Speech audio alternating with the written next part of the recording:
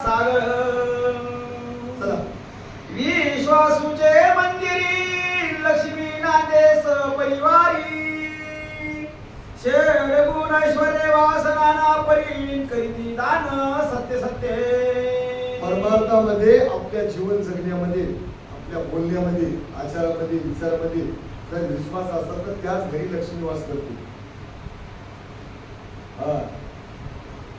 लोक काय काम करत आहेत का?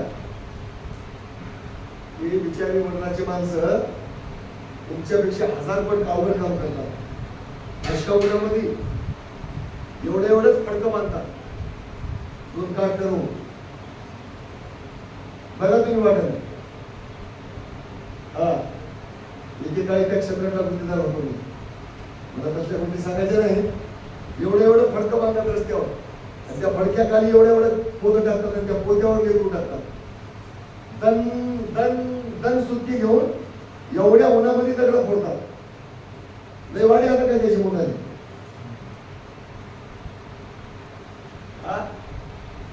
काय काम करतात का?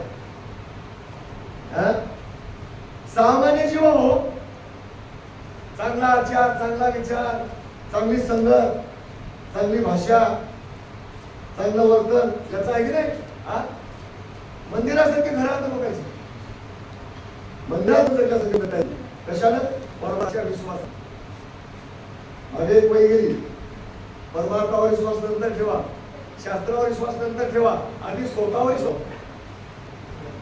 स्वतःला तपासा आधी मी कसा होते आणि स्वतःच्या चुका स्वतः दुरुस्त करा.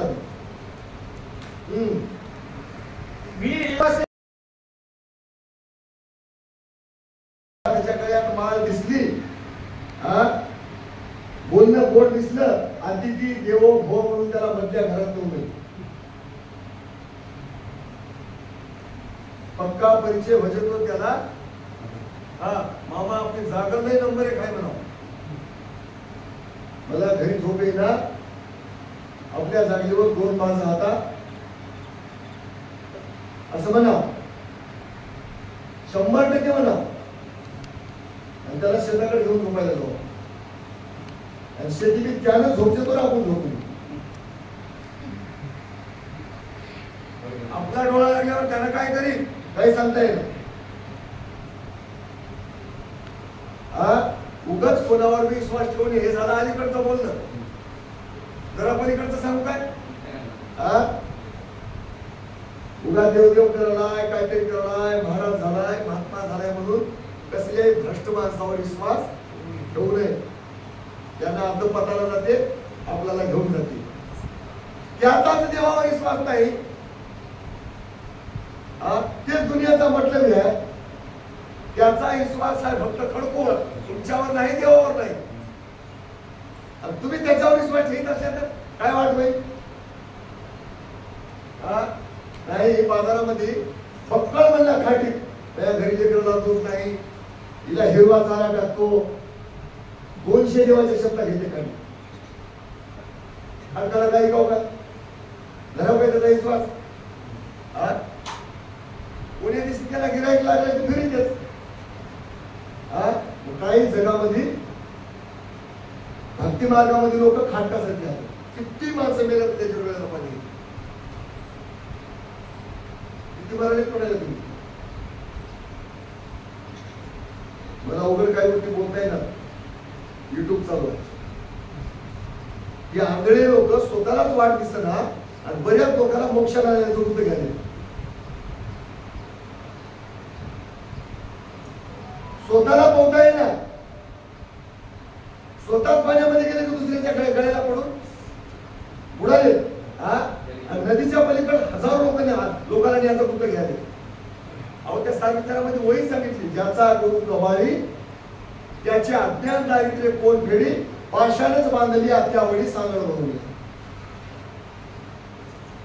पाषाणाची नौका करून मध्ये लोखंड भरलं हौसानं म्हणे मी पै खडी जाईल, शेंडी साहेब बुडाला म्हणून. अन्ना अन्नाच्या हातात धरती, म्हणून ते भाऊ करते माझी मूर्ती महाकल्पापर्यंत. उघड्यापाशी नागव गेलं, सारी रात्र हिवानं गेलं. गोळा आहे बाहेरून फेरलं आणि ते उघडा होऊन बसलंय त्याच्या घरात. पुऱ्या घराने भाला फिरलं तर चिरकुट लागलं हाताला.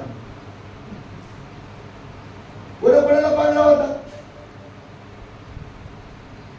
त्याच्यापाशी उघड त्याला पांघऱ्या होतं तर हो त्याच्या अंगावर अर्ध म्हणून घ्याय झोपीमध्ये आपण त्याच्यापुरतीच त्याला सोय नाही. कोणावर विश्वास ठेव? साधी पुष्पांजली कळणं जिम्मेदारीने सांगत होती. आनंद मार्गातली साधी पुष्पांजली कळणं आणि गुत्ते घ्यायच्या लोकांचा उद्धार करायचा. परिणाम वगैरे वगैरे नाम ठेवा. असे काही भाकर होता की त्याला 7 नाम अजून तोंड पाठ नाही. खाल्ल्याकडे पासून वरल्याकडे बसतो त्याला नीट सांगता येणार कोण्या नामामध्ये कोणते अक्षर राहत म्हणून. युट्यूब चालू आहे मला जस्ट बोलताय 5,000 कोरोनाच्या वया पाठ केलेले लोक आहेत. आणखी गीता पाठ केलेली एक राहतो. आपण काय अवस्थेमध्ये आहे? आपलं चिंतन कसं आहे? आपल्याला सांगणाऱ्याची शाळाच कच्ची आहे. असं बोलायला गेलं उद्या बंधुबाई म्हणजे असं म्हणजे नागोर म्हणजे उद्या आता शाळेत झाल्या शाबासकी द्यायची नाही. पुन्हा येऊ नका आमच्याकडे. कधी पाण्या पावसामध्ये गेलं म्हणतात जागा नाही.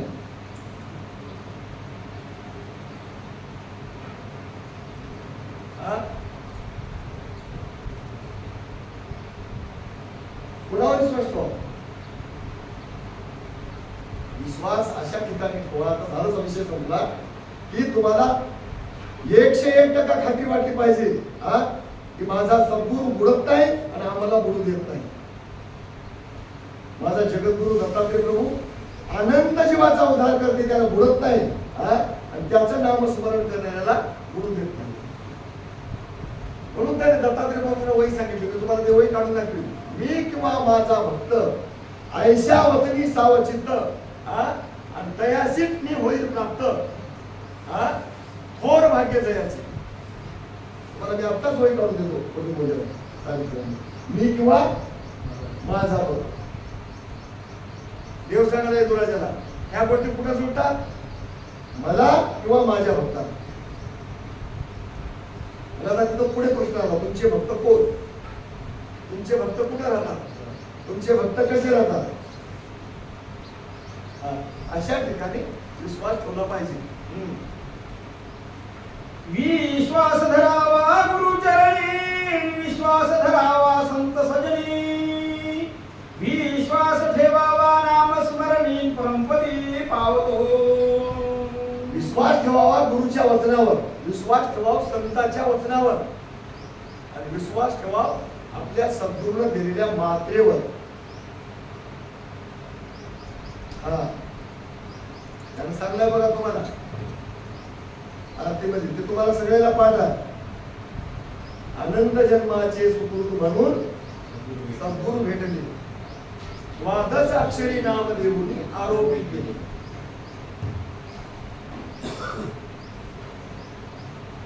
12 अक्षराचं नाम दिले म्हणजे त्याला मात्रा म्हणले तिथं मात्रा. ती मात्रा होय. मात्रा कशाला म्हणतात माहिती आहे तुम्हाला? कोणत्या वेळेला कोण्या रोगाला किती मात्रा वापरावं त्याच्यावर टक्केवारी दिलेली आहे. रात्री भाऊरावजीने ते मला पिढ्या करतात की औषधात त्या शिशीवर मात्रा आहे बघा.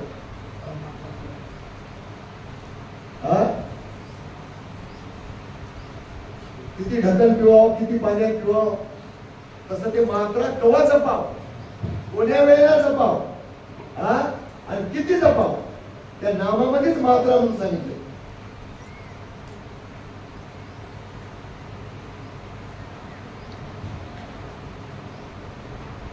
आणि त्या शब्दावर विश्वास ठेवा. मग काय होते? निश्चित जीवाचा उद्धार होतो.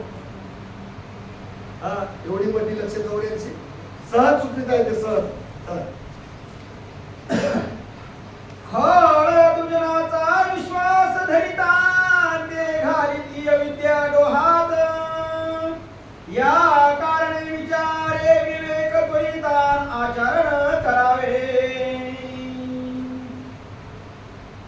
स्वतःचा उद्धार करी होईल की नाही याची काळजी नाही. माईक पसाऱ्यामध्ये गुंगलेले लोक खाण्यात पिण्यात येऊन्यात नेसण्यात गाड्या घोड्या जंबाच्या मोठेपणा याच्यामध्ये भरकटलेले लोक अशा ठिकाणी कामाशी काम मैत्री ठेवा. मैत्री घेऊन असं नाही, त्याची निंदा करू नये. दुसरा आहे का, त्याची निंदा करू नये, मैत्री तोडू नये. पण अंतिम विश्वास या लोकांवर ठेवू नये. तुम्ही सांगावं आणि आम्ही ऐकावं असे लक्षणं या लोकांसोबत वापरू नये. मैत्री ठेवायचं, घरला आदर सन्मान करायचा. आपण त्याच्याकडे गेल्या वापरून नमस्कार करायचा, दक्षिणा समर्पयाने करायचं. गोड बोलायचं, परंतु याच्यामुळे माझ्या जीवाची लक्ष 84 चुकते. हा भोंगळ विश्वास त्याच्यापाशी ठेवायचा नाही. आपल्याला जिथं खात्री वाटते, विश्वास ठेवताना आपल्या मनामध्ये दगदग वाटली, मी ठेवलो विश्वास. आता मी तुम्हाला गोड सांगतो, तुमचं घर गावाच्या कडेला, तुमच्या घरामध्ये सोनं आहे. कोणाच्या घरी नेऊन ठेवता तुम्ही?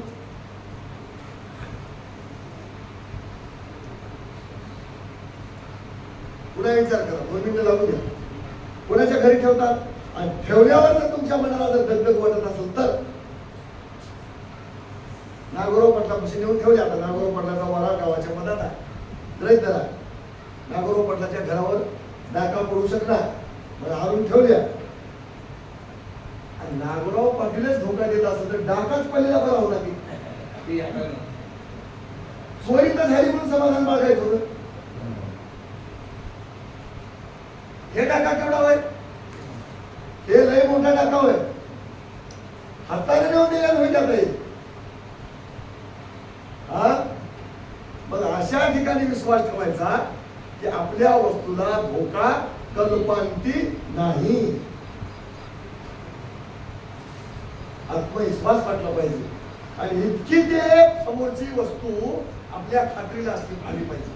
चला, ऐकी नाम धारका जाणा नालम्मा प्रभू बोलिले बसवन्नाला गुण तेची करीतो निरोपण संशय निरसना कारणे. तुझा संशय जाण्यासाठी तुला त्या विषयाचे लक्षण काय असतात त्याचं निरूपण करतो. तू आहे म्हणून सांगायचं. धर्माचे 4 पायांतयाची सांगतो अन्वय अनुभव घेऊन लवलाये पुढे निरूपण अवधारी. धर्माच्या 4 पायाचा अर्थ तुला अन्वयार्थ करून सांगतो, त्याचं निरूपण सांगतो. तुला आई बाबा म्हणून म्हणाले. हा अध्याय झाला पूर्ण, पुढे अध्यायी दान धर्माचे सप्तलोचन निरूपू तुझ प्रती. आता म्हणजे बाबा हे दुसरा अध्याय पूर्ण झाला. या दुसऱ्या अध्यायामध्ये तुम्हाला धर्माचे 4 पाये सांगण्यात आले. पुढच्या तिसऱ्या अध्यायामध्ये धर्माचे सप्तलोचन म्हणजे धर्माचे 7 डोळे. त्या डोळ्यानं कसं बघावं. हे 2 डोळे होत स्थूल द्यायचे, पण परमार्थ करण्याचे जे डोळे आहेत ते धर्माचे 7 डोळे आहेत. ते 7 लोचन तुम्हाला मी पुढच्या तिसऱ्या अध्यायामध्ये सांगतो. ते लक्षपूर्वक ऐका म्हणून म्हणाले आपल्याला. जेणे तुटे जीवाचा भवरोग सोडावया विधेचा संग निरोपिले ज्ञान भक्ती वैराग्य धर्माचे 4 पाय. धर्माचे 4 पाय एवढ्यासाठी निरूपण केले की मायेचा अविद्येचा संग सुटला पाहिजे, ज्ञान भक्ती वैराग्याचा पूर्ण बोध जीवाला झाला पाहिजे. आणि ते ज्ञान भक्ती वैराग्याचा पूर्ण बोध व्हायचा असेल तर त्या जीवात्म्याकडे, त्या सद्भक्ताकडे धर्माचे 4 पाय परिपूर्ण असायला पाहिजे. सत्य, विचार, निश्चय आणि विश्वास हे 4 पाय असतील तर त्याला त्या 7 डोळ्यानं दिसते. ज्याचे पायच नसले त्याला डोळा प्राप्त होत नाही. म्हणून हे 4 पाय आपल्याकडे परिपूर्ण बळकट असायला पाहिजे. पहिला पाय सत्याचा, दुसरा पाय विचाराचा, तिसरा पाय निश्चयाचा आणि चौथा पाय विश्वासाचा. या पायामध्ये आपण किंचित कमी पडायला जमत नाही. या 4 पायानं आणि त्या 7 डोळ्यानं परमार्थ करण्याकरता, डोळ्यानं बघावं आणि परमार्थ करण्याकरता या पायानं चालावं. त्याच्या पुढे मग तुम्हाला धर्माचे 10 हात परमार्थ करण्याकरता प्राप्त करून देतील. त्या 10 हातानं परमार्थ करावं. त्याच्या पुढे मग तुम्हाला 9 प्रकारची भक्ती डोक्यावर घेण्याकरता ते भक्तीचं मस्तक प्राप्त करून देतील.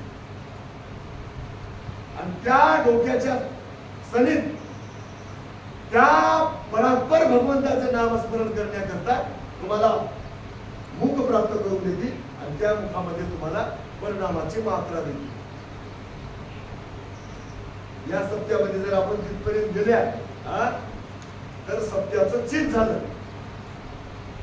त्याच्यामुळं धावत्या वेगामध्ये धर्माच्या मुखापर्यंत आपल्याला जाता येते काय. आणि मला तारीफ वाटली की भाऊरावजीच्या डोक्यामध्ये मोक्ष सिद्धांत कसा बसला. त्यांनी मला बोलायला नाही, मला विचारायला नाही, परंतु पत्रिकेमध्ये मोक्ष सिद्धांताची मोक्ष सिद्धांत ग्रंथ म्हणून टाकला.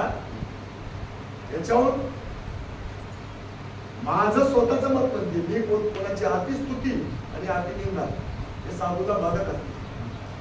परंतु प्रतिवर्षानं होणारा सप्ताह चांगलाच होता, पण या वर्षीचा सप्ताह पुन्हा वेगळा.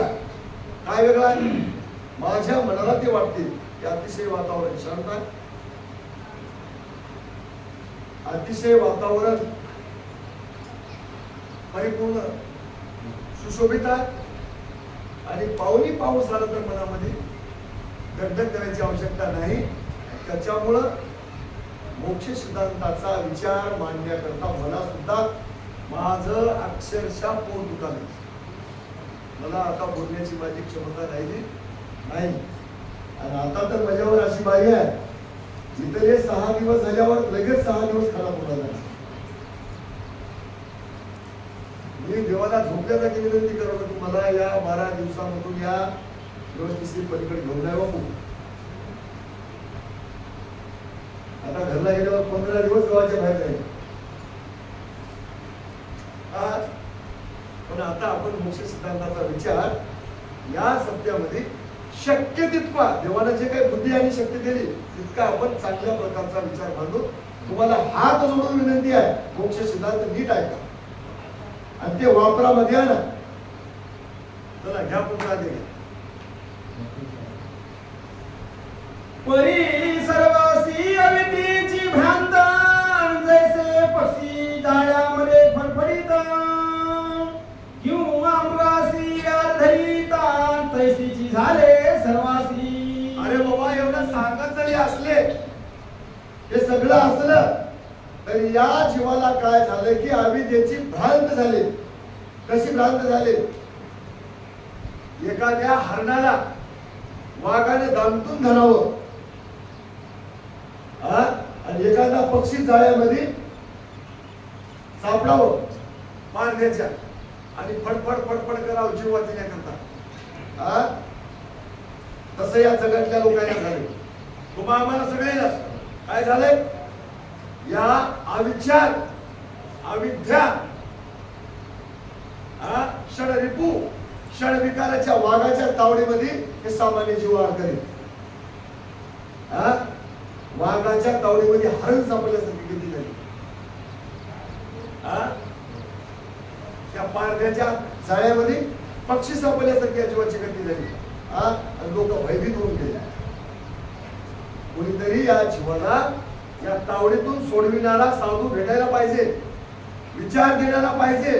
आणि ते जाळं तोडून त्या पक्षाला मुक्त जसं करतात तसं मुक्त करणारा कोणीतरी भेटला पाहिजे असं म्हणून म्हणाले की चला हे माया विद्येची लागवान मानव धर्माचे विसरले सर्व आपण कोण कुठील नेणती भावन म्हणून मोजाळी भ्रमिला. हे मायेची ना विद्येची लागव आहे. सगळ्या मानव जातीवर हे संकट आलंय, एकावर दोघावर नाही. सगळ्या मनुष्य प्राण्यावर हे संकट आलंय. कोणाचं वय माया विद्येची हे लागाव आहे आणि हे लागाव तिला वाटतं बोलावं तेच नाही. हे माया विद्येची लागवान मानव धर्माचे विसरले सर्व आपण कोण कुठील नेणती भावन म्हणून मोजाळी भ्रमिला.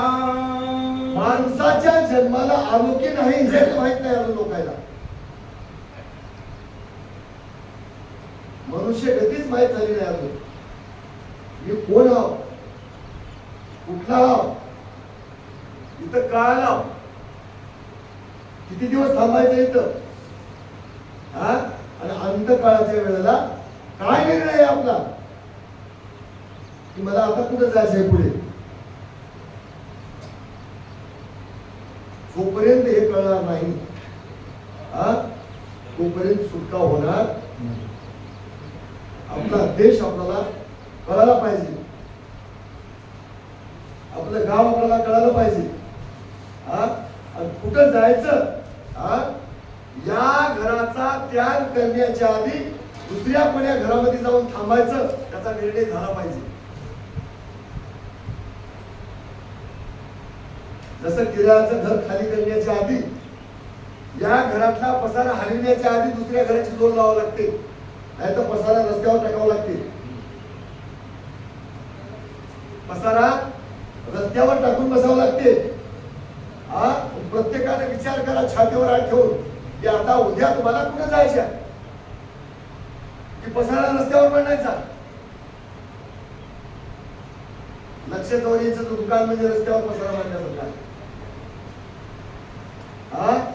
पण आपण कुठून आल्या हे माहित असायला पाहिजे, कुठं आल्या हे माहित असायला पाहिजे, का आल्या, काय करायला पाहिजे आणि काय करायला, कुठे होतो, कुठून आलो, कुठे आलो, कसा आलो, काय करण्यासाठी आलो, आता काय करतो मी. आपली जुनी वतनदारी सोडून कसा आलो इथवरी. अविद्या मायेची हुन्नरी तशी भूल पडली जीवा.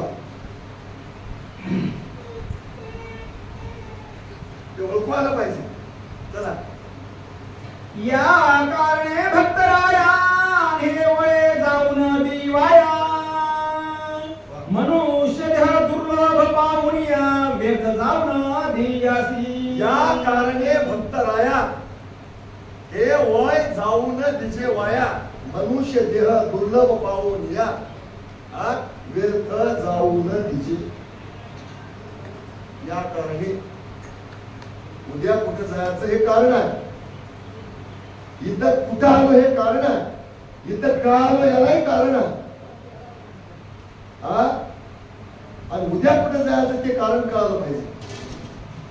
ते जर उद्याचं कारण जर कळलं गेलं, झोपीमध्ये जर आपल्या स्टँडवर उतरण्याच्या ऐवजी दुसऱ्या स्टँडवर जाऊन उतरला,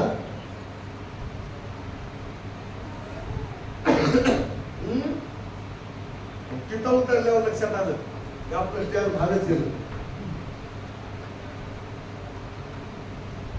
कशी फजिती होती, तात्पुरती फजिती आहे थोडी.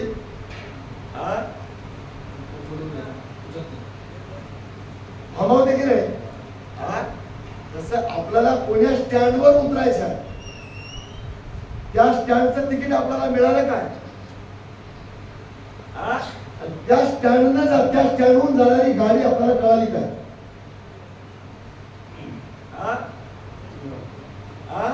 कधी मोठा गोळा काही लागती मस्ती त्या सगळ्या गोष्टी गुरुकृपेनं आपण ज्ञान दृष्टीचे देखणे, पर आवर ओळखून घेणे, आपली परंपरा जाणणे, जाणे आहे पुरठाया. आपल्या गावाला जायचं असेल तर त्याला ज्ञान दृष्टीनं बघितलं पाहिजे. आपलं गाव ओळखलं पाहिजे, त्याच गावचं तिकीट काढलं पाहिजे, आणि त्याच गावच्या थांब्यावर उतरलं पाहिजे. आणि हे सगळं सद्गुरूच्या कृपेनं प्राप्त करून घेतलं पाहिजे. चला. नर जन्म सर्व योनीचे सार, येते सोयीत न करी गौहार. व्यर्थ गमाविले संसार, तो अधमावून अधम. माणसाचा जन्म म्हणजे 84 लाख योनीतल्या जन्माचा सार होय. आणि इथं जर त्याचा सारासार विचार करता येणार गेला, सार म्हणजे तूप होय. आणि या तुपासारख्या साराला जर याने इथं व्यर्थ गमविला, कशात बी काढविला, दिग्ग त्याचा संसार व्यर्थ संसार.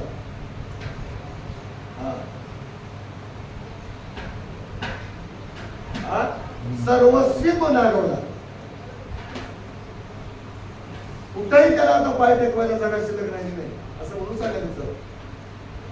काय सांगू भक्तोत्तमा या मनुष्य देहीचा महिमा. सुरवर इच्छिती परमान परित्यासी नाही प्राप्त. काय सांगू म्हणजे भक्तराया या मनुष्य देहाचा महिमा. स्वर्गातले सुरवर, या सृष्टीची उत्पत्ती स्थिती लय करणारे लोक, इंद्रादिक, चंद्रादिक, सूर्यादिक, गंधर्व, हे लोक माणसाच्या जन्माला येऊन आपल्या जीवाचा उद्धार करून घेण्याचा प्रयत्न करले. त्याला माणसाचा जन्म मिळला झाला, त्याला मिळला ते जन्म आपल्याला मिळाला. साध्या चिल्लर गोष्टीमध्ये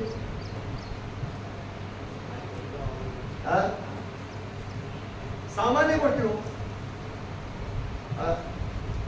तुटायच्या फुटायच्या नासायच्या अशा गोष्टीमध्ये, पुन्हा रागामध्ये, द्वेषामध्ये, मत्सरामध्ये, क्रूरपणामध्ये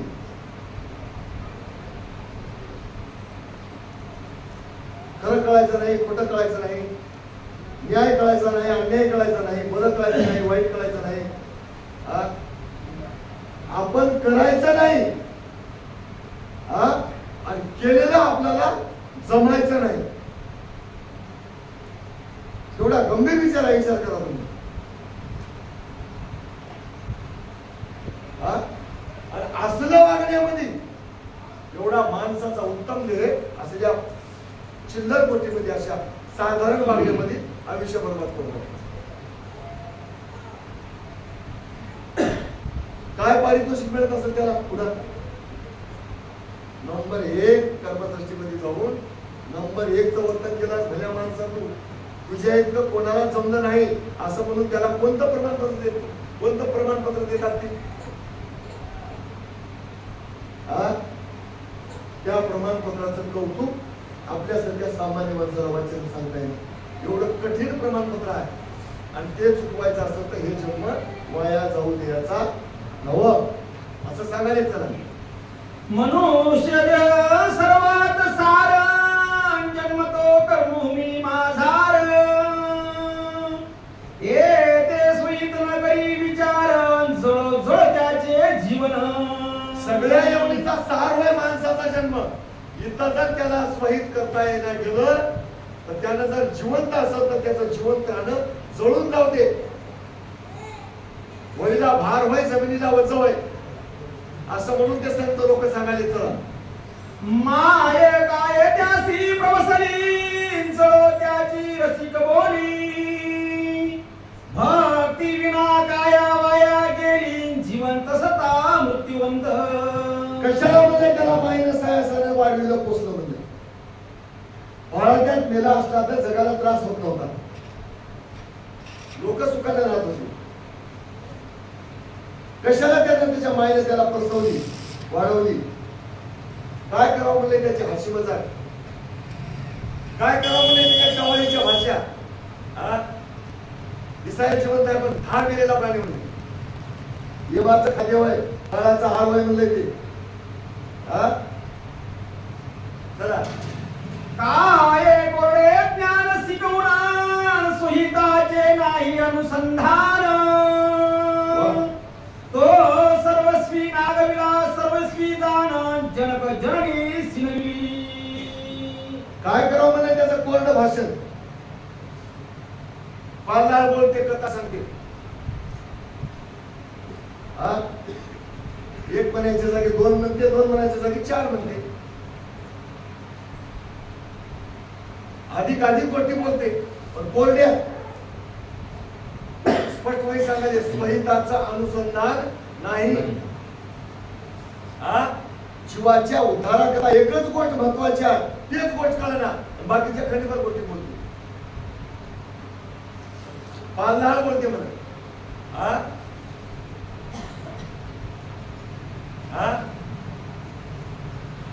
त्याच्या भाषणामध्ये, त्याच्या बोलण्यामध्ये काही तथ्य नाही. त्याच्याच उपयोगाला येणार तर त्याचं बोलणं दुसऱ्याच्या काय उपयोगाला येते, म्हणून ते श्रवणानं ऐकू नये. आपली प्रकृती त्या ठिकाणी शिनू नये म्हणून सांगायचं.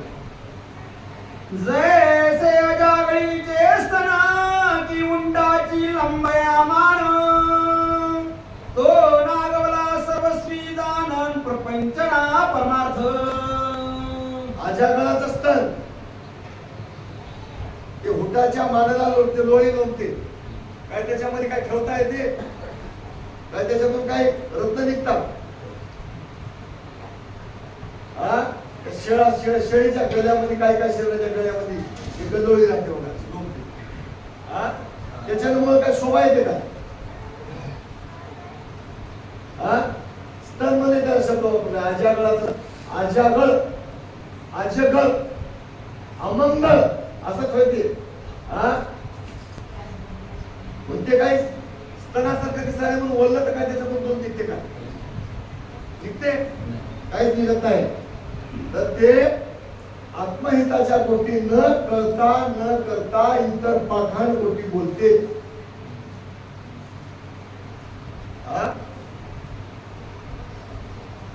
खोलकट गोष्टी बोलते. तसल्या बोलण्याला काय समजावतं? ते अजागळाचं स्तन समजावतं. त्या हुटाच्या मानाच्या खाली लोक ते लोळी समजावं, हुटाची लंबाई मान. अशा स्थितीचं जीवन जगत असतील त्या लोकांचं भाषण, त्या लोकांची क्रिया यायलाच पावन. तुमची क्रिया तुम्हाला पावन. आम्हाला काही आवश्यकता नाही म्हणावं. आणि अशा लोकांपासून आपण सावध राहण्याचा प्रयत्न करावा. जैसा नपुसक सुंदर की नट नटला सुकुमार. तैसा भक्ती विना नरण व्यर्थ आयुष्य गमावले. ते नट ना, ते नाटकातला, नाटकामधला नट. किंवा ते बस स्टँडला, रेल्वे स्टेशनला टाळ्या वाजवायचे लोक राहतात. बाईचा वेश घेतात, टाळ्या वाजतात. पण ते तवाच लोक येतात ते ओरिजिनल बाई बी नव्हं आणि ओरिजिनल गडी बी नव्हं. त्याच्या टाळी वाजण्यात, त्याच्या बोलण्यात, त्याचा हात फिरण्यामध्ये लोक येते. काय होय म्हणून? नट होय म्हणून. आगाऊ शब्द बोलूया आपण. काय म्हणून? नट होय. पण असे काही माणसं परमार्थाच्या क्षेत्रामध्ये नटालेले हात, नटतात, म्हणतात, सजतात, नटतात, पण त्यांच्या बोलण्यात, त्यांच्या टाळी वाजण्यामध्ये लोक येतात की हेच नाव आहे म्हणून. ते पुरुषार्थी नवं. याच्या संग संसार करायला जमत नाही आणि याच्यापासून प्रशोभन होत नाही, वंश परंपरा वाढत नाही. याचा काय फायदा? याचा काहीही फायदा नाही. का? तर ते गरिबी नवं आणि बाई बी नो. काय होय दोघातून मी वया गेली केस. असे काही लोक या जगामध्ये हात. आणि असला नमुना दिसला तर हे नट होय म्हणून ओळखायचं आणि त्याच्या संग टाळ्या वाजवीत बसायचं नाही. वाजवत तू टाळी बनायचं. त्याला काय म्हणते 10 रुपये दे देऊन टाकायचे. 10 रुपये देणे गेल्यावर ते टाळ्या वाजतात. मला आता तुमच्याकडे येतानी मुंबईला जाताना तुमच्याकडे येतानी नाही भेटतात ते रेल्वे. सरासरी तर ते माझ्या अंगावरती अशी दस्ती बघलं मला कोणी मागच ना. ते रस्त्यावरच लोक येतात की माणसं कंपनी वेगळी होतं म्हणून. पण त्याच्यात मी एखादं नवीन राहते मामा दे म्हणते. दे म्हणला की 10 रुपये देऊ. विडा नको म्हणतो ते अजून पुन्हा टाळ्या वाजते. अशा टाळ्या वाजण्याला 10 रुपये देतं काही पाप नाही. परंतु त्याच्या नादी लागायचं नाही असं म्हणून सांगायचं. शुद्ध लक्षणी नसे तत्परान पंचविषयी कुंतला विचार. धीक धीक त्याचा संसार भोगी अत्यंत दुःख. शुद्ध लक्षण पदाला जाण्याची तत्परता त्याच्याकडे नाही. तिकडे जाण्याची घाई करत नाही. तिकडे जाण्याचा विचार करत नाही. तिकडे जाण्याची तडजोड करत नाही. तिकडे जाण्याची लवड सवड करत नाही. 5 विषयामध्ये मात्र लुप्तून गेलाय. गाळमूळ झाला. 5 प्रकारचे विषय शब्द स्पर्श रूप रस गंध हे विषय त्याला मनातून आवडतात. आणि या विषयाकरता मात्र जशी गुळाला बापडी चिटकते असा चिटकून झाली. अशा लोकांपासून आपण विचार राहावं सावध राहावं म्हणून सांगितलं. नरजन्मी पाप पुण्य आचरावे हातो हाती फळ भोगावे. भल्याने उमद धरावे नाही तरी अधोगती.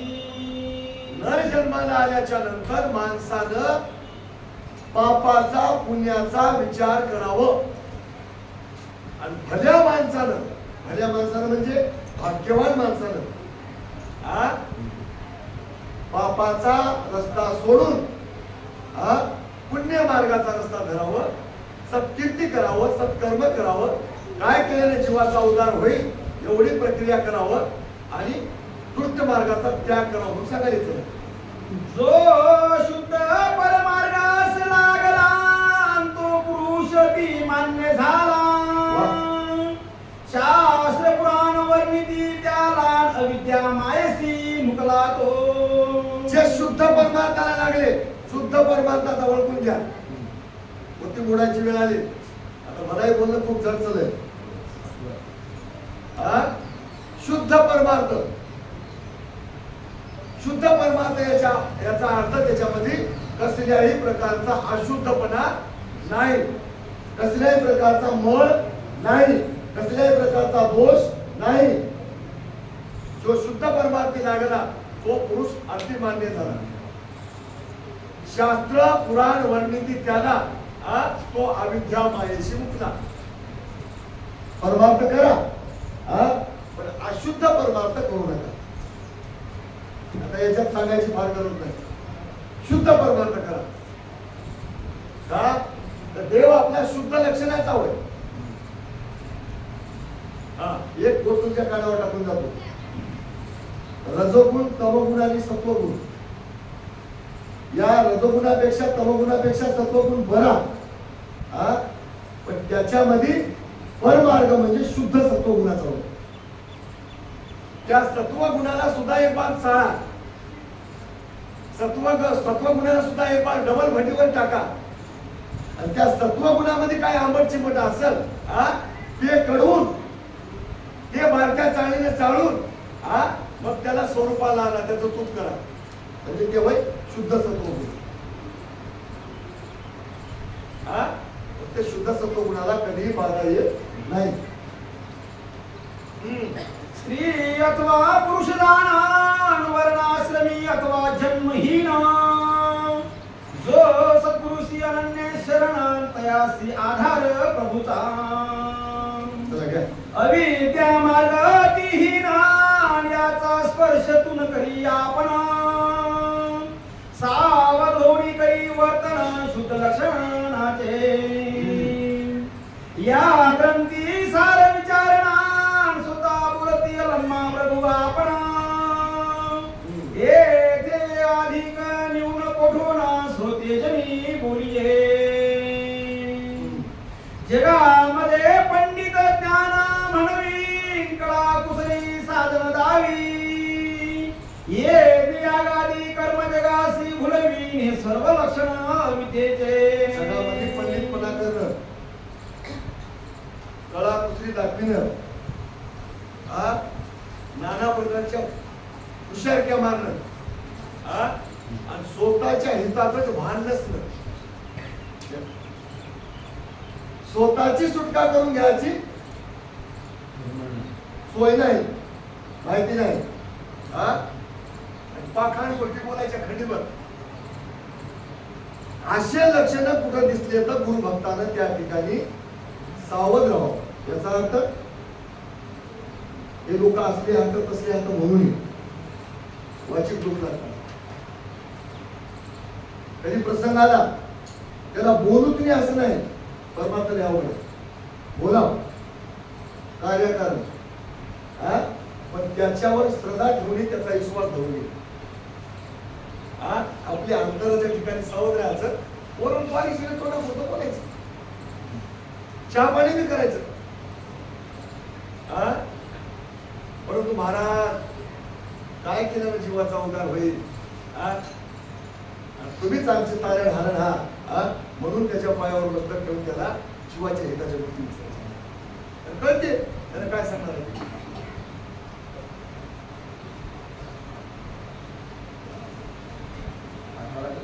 सोपी गोष्ट सांगतो तुम्हाला खरा मार्गाचा माणूस साधा फळा राहू द्या माझ्या चातुर्मास लावल्या होत्या काय माझ्या सारीच्या लावल्या होत्या काय मोक्ष सिद्धांत लावल्या होत्या काय निजात मोहन लावल्या काय बाळकी वाचिल्या काय यावर्षी काय केले असंच विचारते माझ्या शेताकडे बरं आहे काय पोराचं बरं आहे काय पोरीचं बरं आहे काय म्हणणार महाराज भरण्या सोयऱ्याचा फोन आलता आणि आजच या म्हणतोय तुम्ही तर लई दिवसाला आल्या काय करावं पुन्हा आमच्या काय नशीब खोटं की बघा महाराज घरला याला तिकडला कसा अवघड फोन याला गाठ झाली उगा जीव तळतळ करलाय महाराज आता तुम्हाला हा म्हणायचं कसं निघून जावं वाटायला म्हणाव आणि दार बंद करण्याचा प्रयोग करावा त्याने घरचं विचारू लागलं त्याने जर विचारला यावर्षी चतुर्मासात काय लावल्या होत्या काय विषय होता काय वाटलं तुम्हाला कोणता अनुभव आला एखादी वही मला म्हणून दाखवा म्हणला काय ना काहीतरी इथं हाय लई नसलं तर थोडं तरी इथं हाय असं समजावं आणि अशा माणसापाशी आपला वेळ आपला आयुष्य व्यतीत करावं प्रपंचाच्या गोष्टी बोलू लागला बिलकुल आपण आपला वेळ करावा अलम्मा प्रभू बसवन्ना संवाद तेची केला नामधारकासी बोध महाराज तो स्वामी सिद्धं कलियुगी प्रथम चरणी हा अध्याय झाला पूर्ण पुढील अध्यायी धर्माचे सप्तलोचन नामधारकासी करीती निरोपण सिद्ध स्वामी महाराज तो सिद्ध मुनी प्रसाद सारण गुरुदास बोलिला हा विचार